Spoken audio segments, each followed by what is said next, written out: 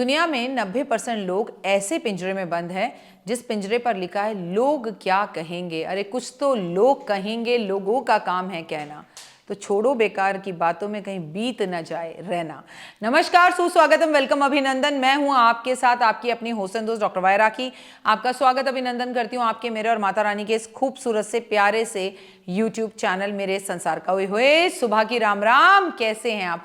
आपका दिन शुभ और मंगलमय रहे, परमपिता परमात्मा की असीम कृपा बनी रहे, जीवन में कभी किसी चीज की कोई कमी ना हो। ओए होए, मुस्कुराइए, जिए और जीने दीजिए। चलिए कार्यक्रम की शुरुआत, बिलीव इन कर्मा।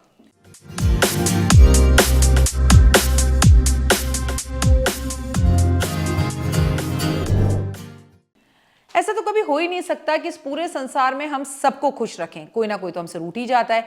होली पर रूठे हुए को मनाना वो उपाय है जो मैं आपको इस कार्यक्रम में बताने चाहिए, चाहे वो प्रेमी हो, घरवाला हो या पड़ोसी हो या आपका कोई दोस्त हो। दोस्तों, होली पर कितना अच्छा लगता है ना जब आपको अपने मैसेज करते हैं कि आपको होली की बहुत बहुत शुभकामनाएं, उसका फ़ोन कॉल आ जाए, स्क्रीन पर उसका नाम दिख जाए, दिल को एक अलग ही सुकून पहुंचता है। वो आपका प्यार हो, आपका दोस्त हो, आपका पड़ोसी हो। लेकिन आजकल रिश्तों में करवाहट इतनी ज़्यादा हो गई है कि हम किसी को मैसेज करने लायक भी नहीं छोड़ते, क्योंकि हम तुरंत उसे ब्लॉक कर देते हैं। क्या आपने किसी को ब्लॉक कर रखा है? लेकिन इस बार होली पर तेरी मेरी होली, मतलब तेरी मेरी जो लड़ाई थी, झगड़ा था, वो हो लिया भैया। अब कोई झगड़ा नहीं, अब कोई लड़ाई नहीं, तो आप किसी को ब्लॉक नहीं करेंगे, आप अनब्लॉक करेंगे। एंड जस्ट वेट, वो बंदा आपको मैसेज करता है या नहीं करता। आपको पता है, जब आप किसी को ब्लॉक करते हैं तो सबसे पहले तो आप उसे ये बता देते हैं कि वो आपके लिए कितना स्पेशल है। मतलब वो इतना स्पेशल है कि उसे ब्लॉक करना पड़ रहा है। रिश्तों में करवाहट आ जाती है, चाहे तीज का त्यौहार हो, बड़ी से बड़ी कनेक्शन क्यों ना हो, लेकिन हमें कुछ बातें ऐसी पसंद नहीं आती कि हम एक दूसरे को ब्लॉक कर देते हैं। जहाँ पहले हम एक दूसरे से छोटी छोटी बातों पर एक दूसरे को बातें बता देते थे, एक ऐसा आलम था कि हम अपने लोगों को अपनी बात बताए बिना आगे ही नहीं बढ़ पाते थे। कुछ रिश्ते हमारे लिए खून के रिश्तों से भी ज़्यादा बेहतर होते थे और सालों साल से बीते चले आ रहे थे। लेकिन अब वो रिश्ते ऐसे हो गए हैं कि उनके साथ एक मिनट नहीं बिताया जाता। वो रिश्ते कोई भी हो सकते हैं, भाई बहन का रिश्ता, पति पत्नी का रिश्ता, बहन बहन का रिश्ता, दोस्त दोस्त का रिश्ता, प्रेमी प्रेमिका का रिश्ता, रिश्ता कोई भी हो सकता है। तो चलिए होली पे इन रिश्तों में गुजिया की मिठास के घोलने का प्रयास करते हैं।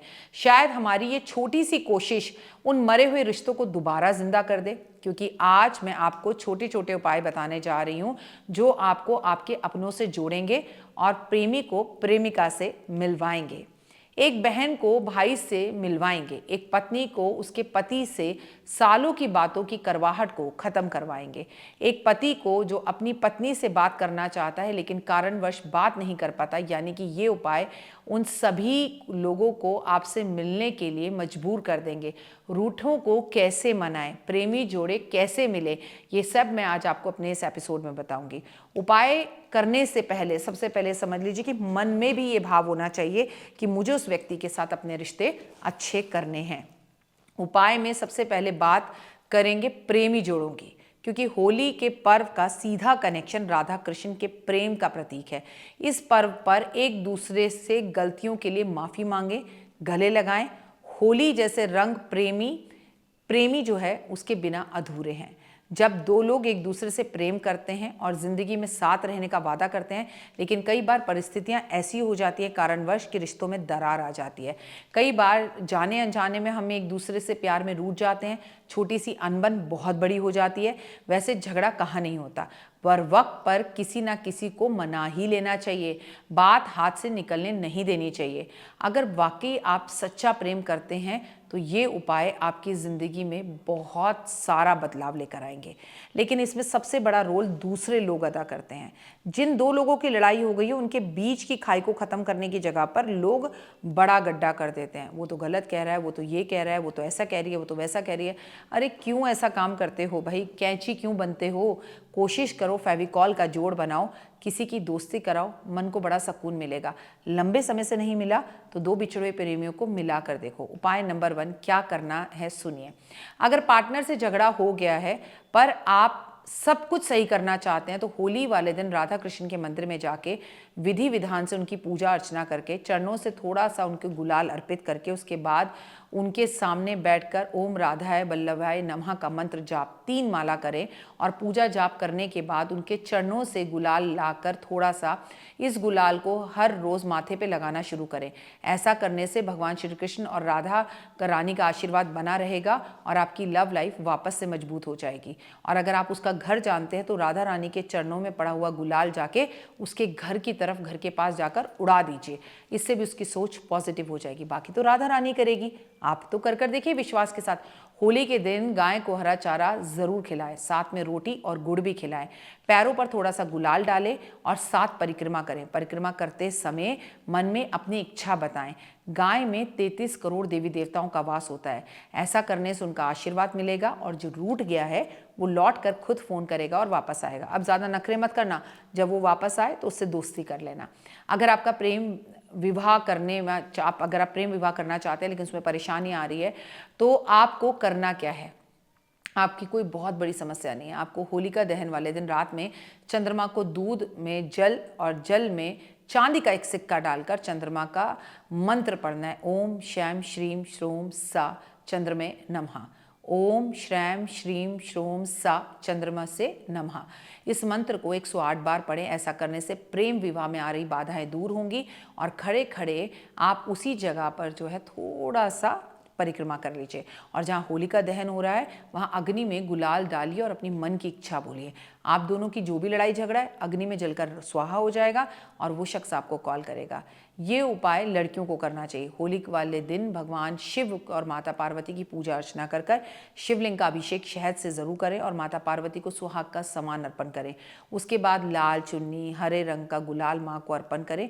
फिर 5 देसी घी के दीपक जलाएं, शिव चालीसा का पाठ करें और ऐसा करने से प्रेमी वापस आ जाए, सारी बाधाएं दूर हो जाए और मेरे विवाह का योग बने, ऐसा माँ पार्वती को बोलें तो निश्चित ही उस व्यक्ति का कॉल आपके पास आएगा। पूर्णिमा के दिन होलिका दहन होता है। इस दिन प्रेमी प्रेमिकाओं को ज़रूर मिलना चाहिए और अगर ना मिल पाए तो एक दूसरे को छोटा मोटा तोहफा ज़रूर भेजना चाहिए।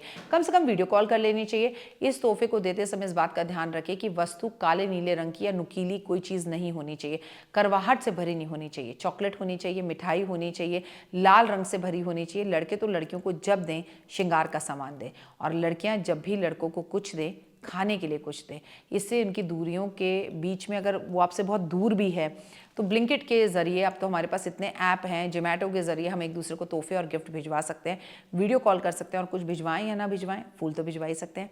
ये हुई ना प्रेमी प्रेमिकाओं की बात। अब घरेलू रिश्तों की बात कर लेते हैं। जैसे भाई बहन का रिश्ता खराब है, पति पत्नी का रिश्ता खराब है, दूरियां बढ़ गई हैं, पड़ोसी से रिश्ता खराब है। अगर आपकी बहन के साथ आपको रिश्ता ठीक करना है तो होलिका दहन के समय एक सूखा नारियल लें और उसमें रखें आप 7 इलायची, 7 लौंग, 7 कपूर की टिक्की और 1 बूंद घी डालकर इसे सब चीज़ों को एक थैले में या एक पोटली में बांध कर 21 बार अपने सर पे से घुमाकर इसमें थोड़ा सा गुलाल और अक्षत डालकर होलिका में डाल दें और बहन का नाम लें ताकि आपका रिश्ता उससे मजबूत हो जाए।